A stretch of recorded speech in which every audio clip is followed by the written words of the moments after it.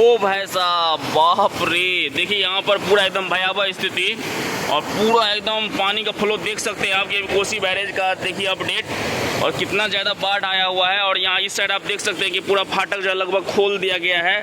कुछ ही फाटक है उस शुरू में कि नहीं खुला है, लेकिन लगभग सारे फाटक है। लेकिन टोटल मिला के अगर 56 फाटक है, कम से कम मुझे ऐसा लगता है मैं कि पूरा अभी घुमा हूँ, कम से कम 40-45 फाटक जो है अभी तक पूरा खुल चुका है।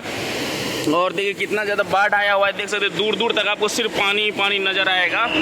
और देख सकते हैं, देखिए फाटक उठा हुआ है और देखिए कितना पानी खतरनाक दम से बहता है, ताकि देखते ही अजीब लगता है। इस साइड भी आप देख सकते हैं इधर कि देखिए कितना विकराल स्थिति है। और नेपाल साइड में किस तरह से पानी मतलब बारिश होते होंगे उधर, क्योंकि ये सारा पानी तो बारिश का ही पानी है।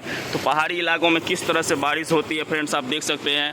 कोसी नदी के बारे में फ्रेंड्स मैं आप लोगों को थोड़ा सा इन्फॉर्मेशन दे देता हूँ कि इस नदी की कुल लंबाई है फ्रेंड्स 729 किलोमीटर।